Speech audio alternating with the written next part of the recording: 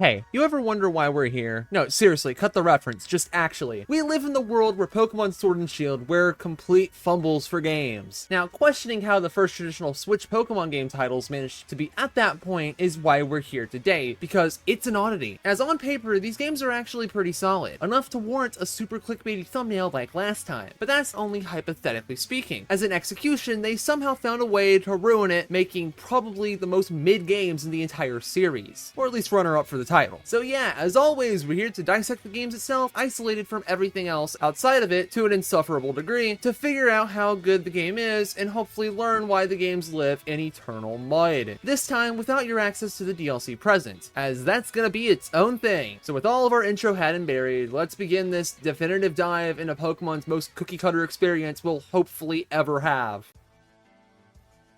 And starting us off, somehow we got the Galar region, which is really walking a tightrope in terms of its region quality. In a negative sense first, Galar is hyperlinear with a single crossing through town right at the start of the game, with everything else being mandatory for progression. In terms of routes, excluding the main bulk of Route A, everything is just a straight line to your objective, where the game only ever uses water to block off the smallest of side areas for later in the game. Progression-wise, the bottom of the map is entirely separate from everything else, then we're granted a massive mess of a gameplay section, then pass through a loop section, then go back into that open-ended mess, go one way, go the other for a smaller loop, then take a train ride for the finish. Things are weirdly detached, and it doesn't work the greatest. In terms of positives, this actually allows for the game to be fairly short for a modern Pokemon title, so the game just ends up wasting your time a lot less than it already does, with the only other route positive being those easily accessible side areas that most routes have to at least give these areas minuscule amounts of depth rather than just being those straight lines that we just painted them as. But the real positive for Galar comes into exploring the region, so your movement. So while standard walking is still held back since Let's Go, running being dead, so you're stuck with walking through a pitiful top speed, the bike, however, is our step up. Still having a normal travel speed that beats out the walking speed, but now it has a boost to get a sudden burst of speed to cover more ground faster, despite sadly having a recharge timer that needs to be upgraded to become more spammable. The steering itself is pretty consistent until it's not, as for some reason, usually seen when hatching eggs, the turn angles can just go from tight to molasses for no reason at all, hurting otherwise good ground movement. But the bike's conquest can't stop there, because it claims the sea as well this time with an upgrade, giving you seamless travel between the two terrains of grass and water that doesn't need any menuing nonsense to perform. But if traveling at a speed greater than a snail's pace stopped there, things would be doomed. Let's be glad that's not the case. It's obviously we have a fast travel system, one that we get very early into the game, with a multitude of fly points with far much more unlocked for the routes in particular. The fast travel screen actually hosts our revamped hand-holding guide nonsense, as it comes back but much better through text on the pause screen, while obviously not being stuck in the corner of your screen for the entire game, all of which help you progress through the game at breakneck speeds, as if plot progression is even remotely difficult in the first place. For more exploring options, the escape rope is converted into a key item for instant departure from dungeons unlimitedly, but it's Sword and Shield, so there's obviously a downside, being only 3 places to ever use it in, wasting one of the game's best item adjustments. Tying into another massive overworld feature, we got some small but useful tech, being the whistle. With the press of the left stick, your trainer calls out to the wild overworld Pokemon to draw their attention to make battling them much easier. And unlike Scarlet and Violet, it's actually very responsive. But whoa, no way! Overworld encounters, they're back from Let's Go? Yes sir. But here, things are reworked quite a bit. As first, normal wild encounters still exist through the grass. Running around will cause an exclamation point to appear, where touching it will send you to your doom. Meanwhile, the overworld encounters can just spawn in the grass or among caves or whatever, where touching them starts the battle normally, but outside of knowing the Pokemon in advance, it's essentially the same as random encounters. The big thing setting the two versions of wild encounters apart, however, is that simply put, they have separate encounter pools. Route 2 ends up being an easy example of this in action, as Seedot only appears in the grass but not the overworld. Meanwhile, Choodle will only appear as an overworld spawn, but not in the grass at all, granting us 2 types of encounters that each carry their own weight in a cool RNG factor. Despite the fact there's actually 3 encounter types, but strong spawns don't really matter in the grand scheme of things, when it's essentially just a special once-a-day overworld spawn. Where we get to see this all come together nicely, though, is in the wild area, being one of, if not the game's biggest selling point. This is that big ugly expanse of land on the map, and in actual gameplay, it's very questionable, especially for level curve related reasons. But this massive open expanse is unique mainly in how it handles wild Pokemon, sadly. Do actual points of interest exist? Technically, yes, but not as much as you'd hope, with only a staggeringly high 4 reasons, all of which are features that could easily be accessed and saved for later. Otherwise, it's just extensive land featuring a lot of bland terrain, and the illusion of exploration, which outside of normal biking shenanigans, sadly leaves very little to do and find before being on your way. The big things that set the wild area apart is the rotatable on camera, of course. It's an open zone, so those are pretty freaking cool, guys. But it's mainly how varied the encounter tables can be, ignoring the unique trait of everything jumping up to level 60s in post-game, and the strong spawns being front and center in many locations. These areas are actually affected by changing weather, whereas the main game routes don't. Ignoring the logical disaster that taking a single step in watching the weather change drastically can be, the visibility isn't the important part, but rather the influenced encounter tables. The daily rotating weather allows each of the many locations found here to serve as many different routes condensed into a daily rotating selection, introducing this little concept called variety to the game. Unfortunately, outside of the context of mons catching, there's really not much to do. It's an open zone, minus the good parts of exploring, and drops drastically in value once you've gotten everything you need, until you inevitably milked it for all it's worth. Overall, in terms of Galar itself, mid. In terms of the gameplay mechanics attached to Galar though, yeah, things are pretty damn swell, surprisingly giving us a decent start for Sword and Shield's showing. But surely this game's legacy won't catch up to us, right?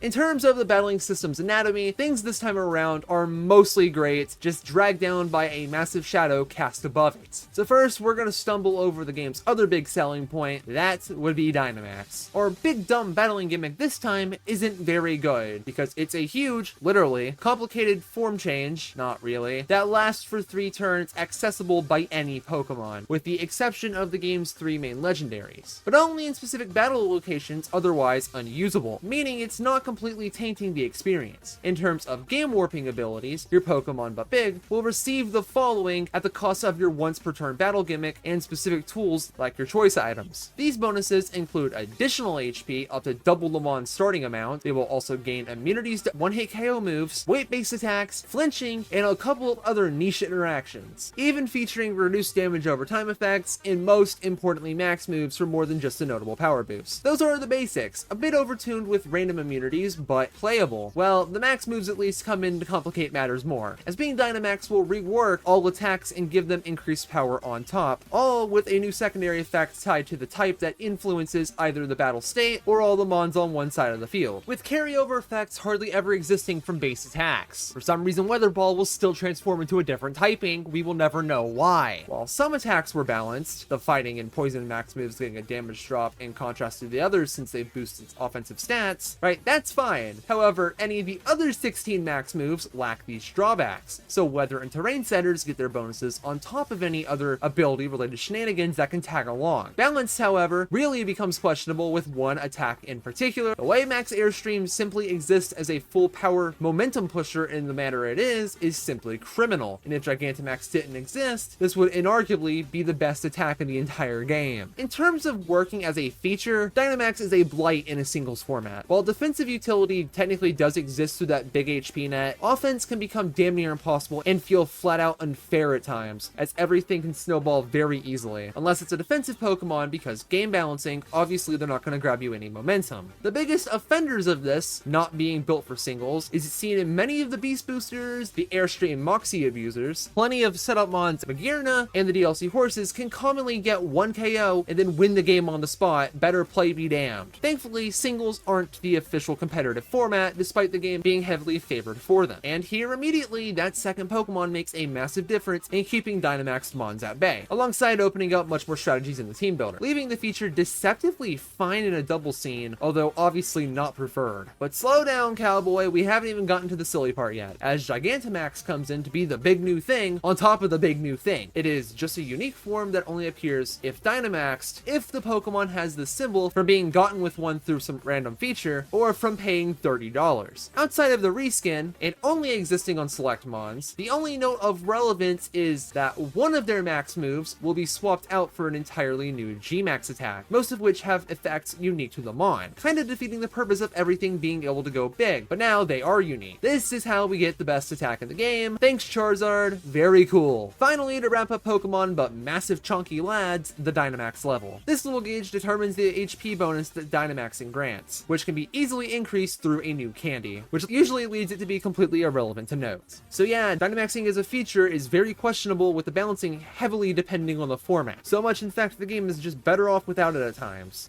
Still better than Megas. Moving on, we're gonna keep up with the bad changes so all the goods can stand out a bit more. As second up is a bit of a double-edged sword with the new wild Pokemon level caps for catching, essentially now alongside your basic Pokemon obedience checks, increasing as badges are gotten. Additionally, for this game only, there's this extra level cap in regards to what leveled wild Pokemon can be caught at all. If they're in the limit, the mons can be caught like normal. Otherwise, if they over-level your number, they will have this very terrifying text when encountered that not only shiny locks the encounter, but also prevents you from throwing balls to catch them. This is very inconvenient, but the purpose is blatant. To ensure the player doesn't catch some stupidly over-leveled Pokemon in the wild area, then proceed to bulldoze the game. While workarounds through raids might seem plausible, the caught mon will scale down to match your level cap. Mons can obviously level past it, but in a catching sense, we lack those Emerald Rayquaza moments. The game made a system that makes it damn near unbreakable in this level catching sense, and as far as base game is concerned, it actually works deceptively well, only making you wish the level mapping in the wild area, and even some areas, could have been better, but it works. Although the DLC does sadly give us a very problematic workaround to this system, but hey, I'm just here to edge you with that one. Our third negative is where balance changes come in, and first up with that, terrain. They've all received cuts to the damage buffs they provide, and in the context of these games, let's be glad that's the case. Then comes the minor rebalancing that the series is used to by this point. Pokemon. The only change is Aegislash getting an unnecessary stat nerf because the cowards at Game Freak don't know good game balancing even if it slapped them in the face. They took a great mon, and now it's washed up and the punchline. That alone is why this is in the negative section, as the ups include plenty of abilities being buffed, taking on overworld use on some, particularly the encounter rate boosts from Harvest, Flashfire, and Storm Drain are absolutely fantastic. And on the flip side, other abilities end up getting better in battle, all in an effort to create an illusion of dethroning Incineroar from its rightful place at the top. Adding on, we get readjustments to a few items as well, particularly fixing the mistake that was the Gen 7 Pinchberries. Some attacks were altered, as if Aegislash wasn't suffering enough, a King Shield nerf sure as hell adds more gasoline to the fire. Moving on to more of the expected, we have new form changing mechanics. More commonly, we get a brand new key item that dumps all the Rotom's forms into a menu, meaning there's never a need to backtrack somewhere to get the form you want, as it's always on you. Although less experimental but useful is the Zygarde cube edit. While it still changes forms between 10 and 50% at will, the secondary use though is what was actually tapped out, no longer having a built-in move tutor specifically for Zygarde. Now it just changes between its two abilities on demand. Oh yeah, the dogs have unique form changing as well, courtesy of just holding an item. They get stupid stats and their Iron Head becomes something much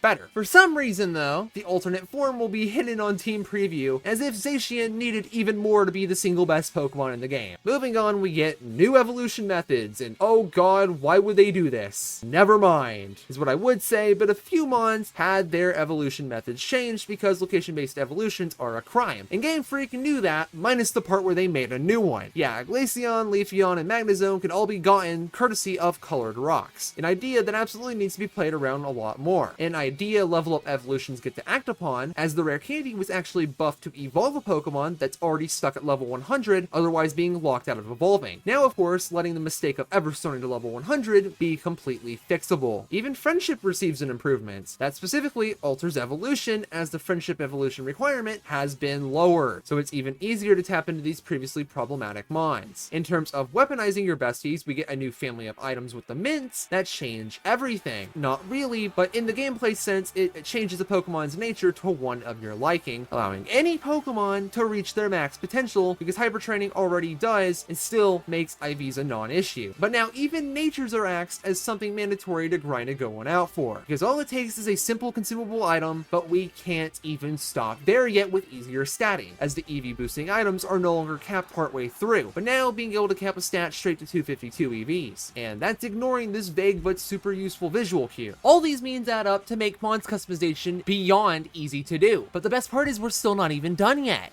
Well, of course, that's because we have to deal with attacks. TRs. And the first step in that department is going to be the new TMs and TR systems. TMs work as they have since Gen 5. Unlimited use, allowing for them to be great rewards for exploring or progression, while making them very splashable for the teams. However, in Sword and Shield, the overall quality of these attacks is much more tame across the 100 options, as the TRs exist now to host all the power creep. These resemble the first 4 gens of Pokemon, as TRs are consumable in nature, meaning you always have a finite amount available, and to get more, you've gotta farm them in 2 methods always, across another 100 options that are much stronger effect-wise, that are sadly just a chore to get, especially when only one can be earned through normal gameplay. And no, Kieran Black isn't flinging the Focus Energy TR. This new system is questionable, but a good compromise between unlimited and limited use move tutors, especially when the reward in question is 200 whole attacks. But thankfully, that's not even all for attacks, as egg moves get fixed up big time, as now with an empty slot on a pre-existing mon, take into either of the game's 2 nurseries, and as long as both mons are the same, and that other mon has the egg move you want, it'll fill the slot into your desired mon, meaning you don't have to throw it out anymore if you wanted to put a single attack on it, as of course those moves would be locked to egg only, being impossible to get, making egg moves far more reasonable to get now, and we still don't stop yet. No, sadly nothing regarding transfer attacks, but a change of convenience once again, because Sword and Shield be like that sometimes, as now in every Pokemon Center, meaning it's available super early in the game, the move reminder, and to a lesser extent the leader and raider, exist in one place. The last 2 are obviously very fringe in use cases, like the one we just mentioned, but the move reminder got upgraded and is why we're here. It's free now. Forget about Stone Evolutions getting access to everything they could miss from evolving early. Like, that doesn't matter at all. Being free and so readily available means you'll use the feature very frequently throughout the game and even further beyond for posts, with no downtime between needing to fetch items. It's just so damn peak. Rounding out movesets with a pretty damn nice bow on top. All of these add up to almost, 0 IVs excluded, allow any Pokemon to reach max viability, not just the ones you have to go out of your way for. And that's before we even look at new attacks mons or even new items, especially those of the game warping variety. That's making mons gooder, but we gotta make your experience gooder. And for that, another play from Let's Go's book, but different. This is the Pokemon Box Link, a key item that enables the PC from anywhere nonsense once more, but it's too early in the game to even be remembered as an unlock. But as one would with this feature, it's just a normal PC, but mons don't get auto-healed when deposited, so minor complications do exist, but there's room to exploit the lack of healing for gains. Battle even sees more changes to the shock of nobody, as we got probably the single best improvement of all of Gen 8, being the dynamic speed changes. In the battles of old, if a mon tried to attack, its turn order was essentially always determined at the start of a turn. Any speed changes made wouldn't matter until the next turn, always having to wait. But with Sword and Shield onward, item activations, stat changes, or mid-turn ability activations that would otherwise influence the turn order will take effect immediately mid-turn, making the otherwise slower Pokemon take action if they now outrun a foe. In singles, this is nothing. It's actually less than nothing, although in doubles, this will make any form of speed control far more valuable. Your max airstreams, your electro webs, your tailwinds, or even switching for ability activations. They all take immediate effect, warping even that of the turn used on now, making speed control far more valuable than ever before. Lastly for us here, it's a bunch of junk that's super minor and arguably not even battling content, but rather feature territory nonsense that's just different. First is new stuff. The battle ready mark is a thing earnable for your transfer Pokemon to make them tournament legal, but I suppose in the Scarlet and Violet era is completely pointless. In making a mon legal, they'll actually lose any attacks they have, sadly putting transfer exclusive attacks in jeopardy. Goodbye, Eruption Heatran. It was nice knowing you, but I'm sure the trade-off is worth being able to use your legacy friends. But in terms of making your special friends even more valuable, we have new, as the game's Shiny Sparkle can have one of 2 different showings when obtained for even more rarity, which is pretty cool despite adding nothing to the game and being forgotten as the games to follow retconned its existence, which finally feeds us to the mark system. Stashed on the ribbons page, the mons caught in the wild have a chance to have one of these neat symbols stuck among all the other goodies. The only different thing they got alongside the ribbons in this game is that they can be equipped from this screen in order to set a title for whenever a mon is sent out, at least allowing you to showcase the Inachievo on the mons that got them in this pisser measuring contest. Which gamers is where we end our Gen 8ing talk. Outside of the Dynamax things, it's pretty much all up. Isolated away from the regional gimmick, it's basically our 3rd best battling system, being a very well needed step to peak,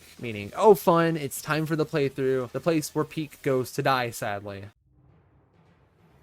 because sadly that fall off is less traditional and lacks the normal sense that the previous Pokemon games have, because what we get here is the illusion of gold and a reality of pyrite. As when we start out with our Pokemon lineup, things begin well. With the Pokedex count alone, it's already huge at 400, but with regional variants, we can technically bump that up to 403, available in-game without transfer or a DLC purchase. And when it's time to restrict Mons because they're absent from the main game entirely, we take out a measly 2. Some are questionable inclusions, but raids existing allows you to cheat damn near anything in terms of how early you can get Mons, letting the vast amount of the Pokedex be obtainable very early, and even cheat trade evolutions in on top. The main game lineup, as you'd expect, is very solid with nothing glaring to criticize like standard type variety issues, but something far more sinister we'll get back to momentarily, as thanks to the power of the internet or having a spare Switch, the main game raids aren't the only thing you'll get for free, as these methods allow you to access most of the DLC Pokemon, otherwise nothing noticeable changes. Since the DLC is such a massive selling point, that cracks up our Mons lineup to what's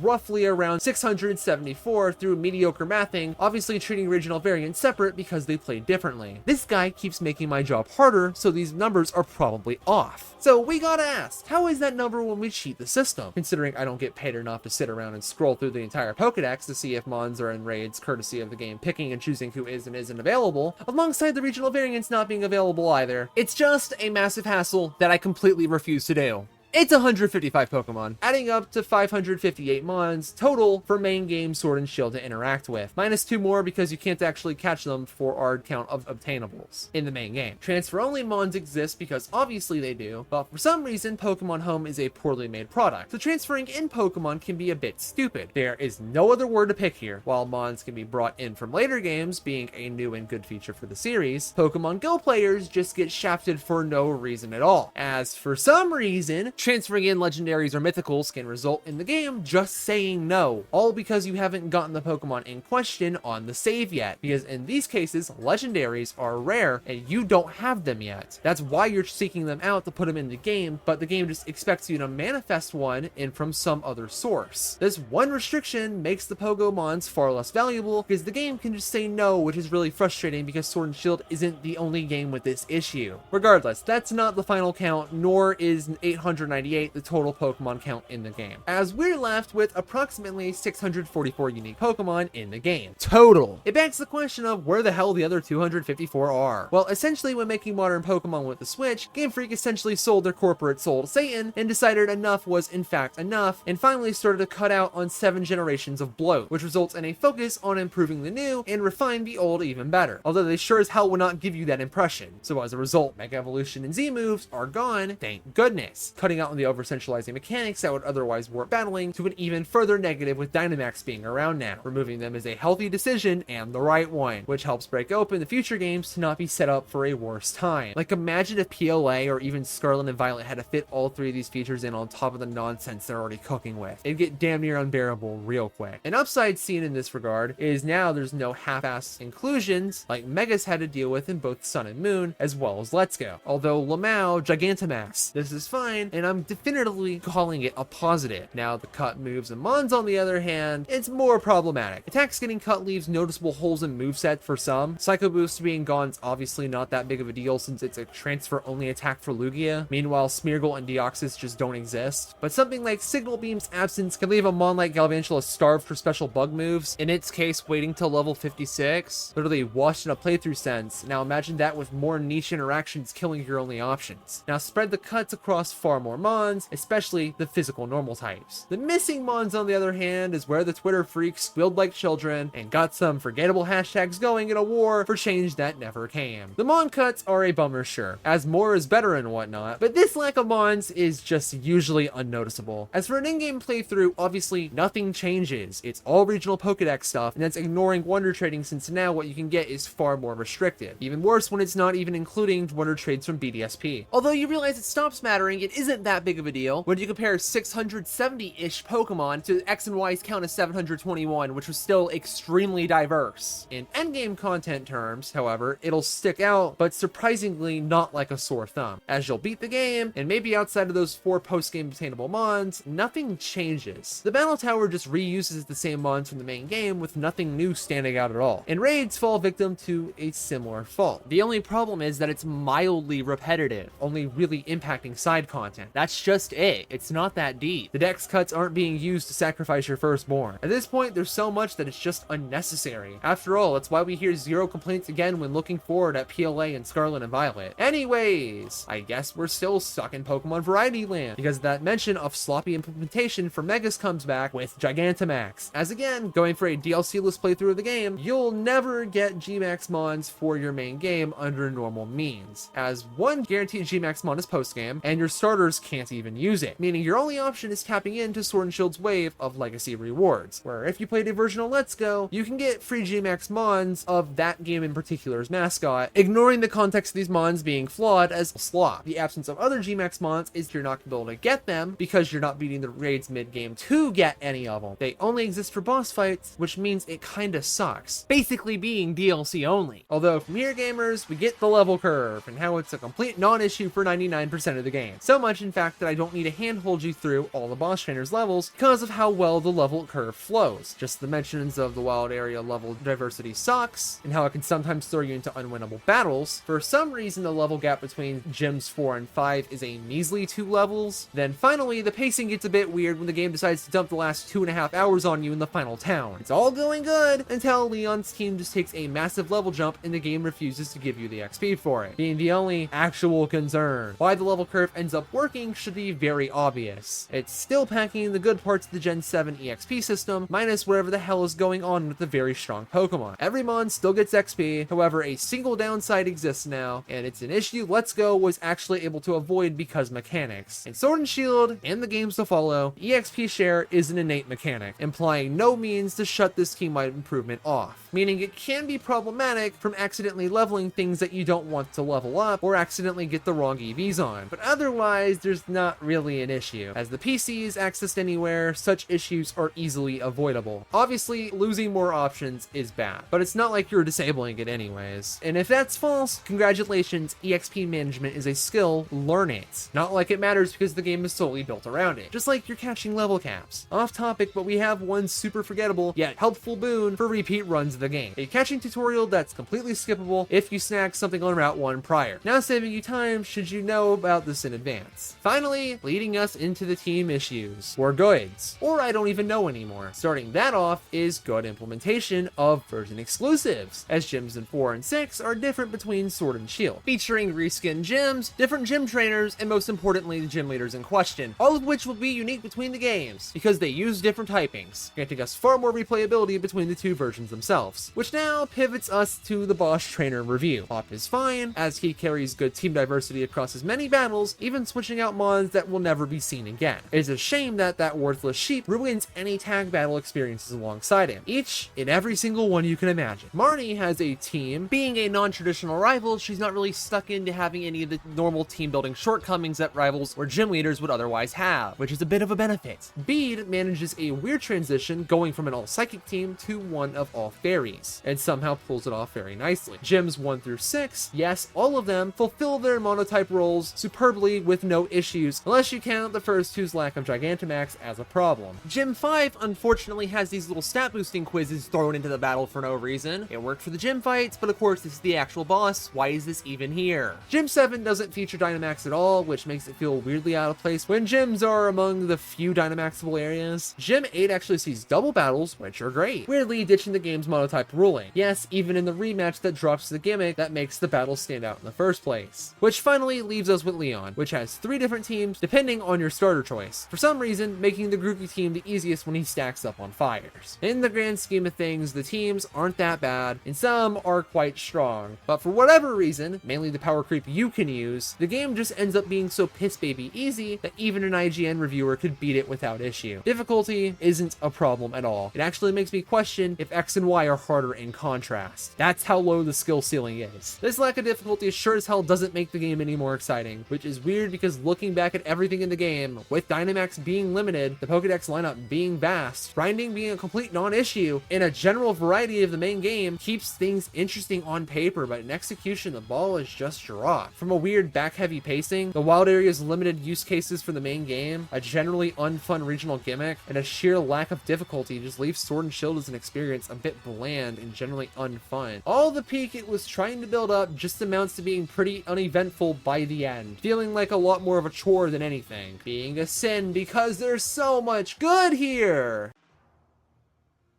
Pulling up into the game side content, it's pretty limited, especially in a gameplay sense. Often feeling like once the post-game's dealt with, you'll just have nothing to do. As if the post-game's gameplay loop was even fun in the first place. Whoa, look at these few trainer battles and Dynamax fights. Wow, how fun. Like diving right in, we've got the replacement for the Pokemon League with the Champions Cup. Instead of our normal 5-battle gauntlet, here, at least in the rematch sense, you're granted 3 random foes, the battle from a set selection, giving some decent variety in these much smaller bursts of content, while of course being served that delight of enhanced teams of previous boss trainers to recycle old content in a much better means. Then there's the complete randoms who show up and refuse to Dynamax their mons at all. Like, first off, who the hell are you? But secondly, this is the final battle, just why? Honestly, this is even a half-bad solution to changing the old E4 round 2 methods, allowing you to get in and out to see the ball guy even faster if you wanted to run it back for some reason. It's just a shame how you can invite certain competitors to join and then watch them lose round 1. Why did the devs ever think that was okay? The battle tower somehow found its way back into the game since its Gen 5 reskin. Here though, they mixed up things a little bit to detach it from the 7 win streak formula that we're used to hearing me complain about in every video. Now we get this weird tier thing that's used for the online competitive ladder, and its only purpose is to shower you with rewards as you play. So it tricks you into thinking that the redemption rewards won't feel so far out of reach before being that. Otherwise, you just game until you tap out or go for fat streaks while Leon comes out sometimes to be the only real trainer to guarantee Dynamax. Yeah, it's weird that normal trainers can do that too, but typically don't. Meaning, oh boy, it's easy mode because now you can just spam it yourself and not deal with a ban on the restricted legendaries or mythicals to boot, ensuring it's goo goo gaga easy. Yeah, this version of the battle tower is not very well designed at all, but taking breaks whenever sure as hell is a game changer that helps in the mind-numbing supply of battles you'll pretend to partake in, or actually partake in as you can't unlock the IV judge otherwise. Which for battling content already brings us to the third and final one, being the raids. Here you pick them on and team up with 3 bots or up to 3 partners to fight the big evil randomly generating bosses from the world's many raid dens, with one of 2 rarities for 2 raid pools per den. These battles are pretty straightforward as you have to KO the Dynamax foe, but against the time of either 10 turns, which will probably never happen, or if 4 total allies fall. One player gets the Dynamax, and from this point you just spam attacks, hoping the foe collapses. It seems fun on paper, but in execution the foe's refreshing battle changes makes most status moves pretty pointless, especially when that god-awful shield mechanic takes center stage, bringing the game to a screeching halt, with a new bar of health for every hit doing 1, or D-max attacks hitting for 2, while taking next to nothing for damage on top, essentially just inflating the raid's runtime alongside other minor annoyances. After the shield breaks, the foe will take some stat drops, but the battle's basically over already, unless the raid rarity is a little too high where they'll just do it again. And for some, faking difficulty nonsense, the shield activations will love to steal your hard-earned damage, cutting your reward short just because. Who even needs to play better? You did not deserve all that damage, quit pretending you did. In terms of balancing, the 1 to 4 star raids are all over the place, with 3+ introducing shields, but level-wise, the 5-star raids are super approachable, with any type advantage, and a level 100, where the same mod in question will obviously still steamroll the weaker stuff, to make farming the randomish rewards a lot more tolerable. The YCOM deserves slight mentioning while we're here because it's how you join the raids of others and cheat the DLC paywall, but that's not all, because of course it's here to make battling friends easier, trading normally, and of course wonder trading as well for that fun RNG touch. Just stuck on this vitamin D deficient menu that shares your gameplay with others around the world or locally all automatically. One side effect of hitting up raid dens will be this little currency you earn on a first interaction daily. The Watt's side currency is used primarily to upgrade the bike, be traded for some wishing stars to get more raids, or most importantly have a semi-consistent source of TRs. Raids aren't the only place they're found though, as Brilliant Aura Pokemon can drop a small amount as well. The difference with these mons are their dumb overworld glow, higher IVs, and an egg move making for some higher quality encounters on top of their Watt gain. Another means to spend Watts comes with the digging duo. You're forced to save before inevitable failure, as you get a random supply and quantity of your typical stones, fossils, and selling items to help farm money. The only real issue is the obscene inconsistencies. But yeah, Watts bots are a pretty nice system. Our next feature exists as another attempt to use a real-life timer as an AFK strat to farm, with Pokejobs. Man, you just select a job, dump mons off for an amount of time that you get to pick, then depending on the mission when they return, they'll get mainly XP, but even more importantly, an extra, more contained source of EVs. A welcome source of being rewarded for nothing, only dampened by the active mons being completely absent in the PC, leading you to potentially lose the mon because you forgot the feature even existed. Another forgotten but previously overhyped feature would be the Pokemon Camp. It exists as a secondary component in its camp form as an area to play with your Pokemon in a very limited contents. Nobody cares, but we do for all about 10 seconds, as more importantly, we can make some damn curry. Essentially, we got a load of side items that can be used to tag alongside berries to make a silly meal that gives us minuscule amounts of XP, but more importantly, the gateway drug to the affection boost. There's a whole minigame tagged alongside a Pokedex for your food, all to be completely disregarded by 99% of players, and that's underselling it. Since berries just came up, this game took a bit of a backwards approach to it, and it's mostly negative. Berry growing itself is dead. You cannot use one to make more at all. Instead, outside of smaller means, the main way to get them in Sword and Shield is from shaking berry trees that refresh daily. A negative with randomly attacking wild Pokemon, and a positive because you're not just babysitting a plant. It's both convenient and inconvenient at the same time. Which brings us to our last gameplay feature being the Rotom Rally. Bro, it's just a time trial course in the wild area with mons serving as obstacles. Wow, who cares? Actually, people will do it just for the drug that is the Thunderwave TM. Moving on, we got trainer customization once more. In its standard presentation, the normal trainer dressing up nonsense is arguably the best it's ever been, especially when the game gives you decent money early on to get a head start on this replayability front. But there's more, and to see that, we've got the gym jersey. This is a special outfit that during gym and the Champion Cup runs, you'll be forced to wear, sadly overriding your normal drip. This price tag, however, comes with a goodie in customization. The number you have is one you can handpick. Ah, it's a reference making machine, no way! And lastly, for a lack of riz, the bike outfits. By default, it looks bad, and unfortunately is unavoidable. Luckily, you can change the colors of the outfit in a manner that isn't fun, sadly not fixing that companion repellent lack of style. I mean, come on man, even Leon's drip looks better. How do you make that one possible? In a fun sense for personalization, we actually get a massively revamped trainer card system with the league card. While still showing your normal stats in progress or whatever, now you can perform a massive amounts of personalization to spice up your identity with a lot of flair to boot. And the best part alongside all the main game collectible cards is that you're able to share yours with the world and get your friends, finally capitalizing on a missed market. Which brings us to the last new feature, of course, being that damn autosave you'll turn off every single time on your way to activate the cutscene skip. The safety net provided for manual saving will always reign supreme because you know where and when it is every single time. And that, gamers, is where the content well dries up. Unfortunately, leaving the gameplay side of things very barren and kind of repetitive. And for the less important stuff, they're a coin flip in what's good for mid. But ultimately, they don't pull in the player like at all, which is unfortunately a running gag for the game.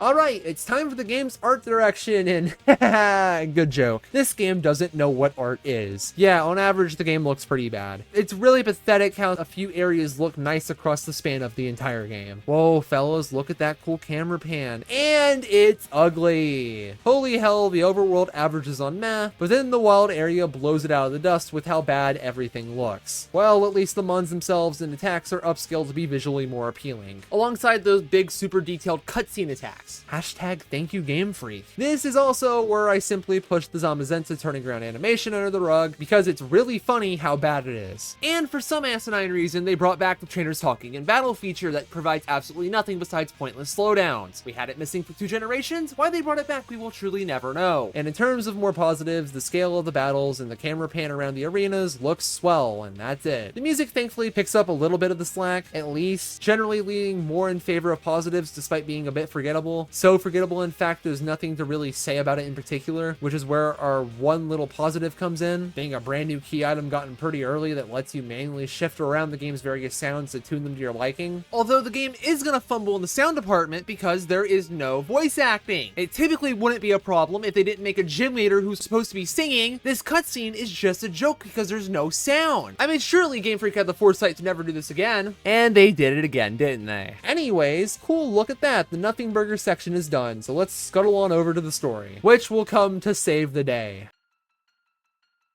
Wait a minute, most Pokemon stories are nothing burgers, and to say Sword and Shield has one like it would be an understatement. Essentially, the region's champion is willing to give you and your rival your own Pokemon, where you go off on some detour to see Old Yeller itself, then go off to earn a letter for entry into the gym challenge, because that's something that exists now. From here, you just go do the gym challenge until you reach the end of the game, where finally corrupt league staff step in the way as the chairman is simply too impatient finding a solution to the heat death of the universe, bringing us a disaster to deal with in the current day, where then enters the big evil legendary. When all hope is lost, the ghost dogs assume a physical form, and Zacian alone carries you to newfound fame, in which you fight the champ and obviously win because Sword and Shield is doo-doo baby easy games. That's the base game with as little detail as possible, but now let's knock out the post game before we pretend to actually care about the finer details. With today's save, you and your fraudulent rival return the plot armor, only to have some goofy MFs come and ruin the easiest plan ever: penis hairline. So you spend the whole post game tracking them down and saving the legendary dogs, with that being all. As a generalized experience, both the main game and post game are a complete nothing fest. In terms of keeping the game slightly entertaining, it has functional characters that attempt to keep your interest for 1 minute before failing. Hop had the most potential of the lineup, being your rival, but with the appealing quirk of being the champion's younger brother. Unfortunately, Galarian How here is just kind of annoying, with a degree of cockiness about being the next champ despite his mediocre battling skills. And after getting a harsh reality check halfway through the game, the concept of him being a stain on his brother's legacy starts to form, and then is quickly forgotten about. The credits roll, also he can end up getting a legendary to show how good he is, just to make a push as a Pokemon researcher by the end, something you'll need $30 to see through. Marnie is a character, and if you removed her from the game, it'd be exactly the same, as she's just an object for Team Yell to fawn over, otherwise with them just being annoying hurdles. Speed ends up as the most interesting of the front-running characters, being a more traditional kind of cocky rival, just your stereotypical he's better but always loses nonsense stereotype that eventually involved his gym challenge getting cancelled over some mild amounts of vandalism. To later get a fresh attempt at Pokemoning when he's taken as a gym leader successor, where he's still washed. Most of the other side characters have little value, so we'll just round the story out with Leon. Labeled as the unbeatable champ, you already know he's gonna be the final boss, and the game does everything in their power to see his legacy get blown out of proportion, through various successes fueling your constant urge to end his career because of his dumb getting lost easily bit, and with you saving the day, they gotta give him one last lickin' for that final fight, making the assumption of it being a good legacy addition by beating you, where you're greeted immediately by a notable level jump and possible fear for the first time in the entire game, dethroning the champ while he works on other projects in the background for post-game, making for a far more compelling final challenge than most Pokemon games ever had, even if for some reason he's babbling on about type matchups in the final battle. But unfortunately, just for about any idea this game threw at the wall for a story, none of it really sticks, made worse with how appallingly bare bones what we do have is, because it's arguably too much mediocre content for such a short and simple story. And at the end, I just have to ask, what the hell happened? My thesis for this video was the idea that Sword and Shield is a game that's good on paper, but not really in execution. At its best, the games are quick, simple, and packing in the replayability department with damn fine variety, being one of the easiest games to just boot up and run from front to back, being pretty to the point. Grinding not really existing, and more importantly, the freedom of multiple save slots thanks to Nintendo Switch itself as an innate inclusion. And what does that leave us for negatives? A very dry supply of endgame content, a very underwhelming story, and that's actually just it for traditional gameplay shortcomings. The core gameplay loop is good. The region layout's a bit restrictive but lacks the bloat. Gameplay mechanics outside of battle are better, meanwhile in battle it's peak, but only in certain locales. With all the good, why does the game feel so bad? Well, that's because it's an unexciting piece of mid that doesn't ever do anything to draw on the player. Fellas, to put it nicely, the games are just boring and lack any shred of soul that's just off-putting to play. Again, it's not bad in an objective sense. Subjectively, sure, knock yourself out, but in the grand scheme of gaming, absolutely not. Although when it's time for us to rank the games, it's good enough. For our sake, still in that 3-star range, and for spoilers' sake, the DLC is included with the ranking, but hardly noticeable without. In a question of should you play it, it's still gonna be a yes, particularly for that morbid curiosity factor, alongside the fact there's an enjoyable game buried in there somewhere. Finally, bringing us to the narrator's opinion, and honestly, I don't know how I was able to spend spend so much time playing the game. Like, there's not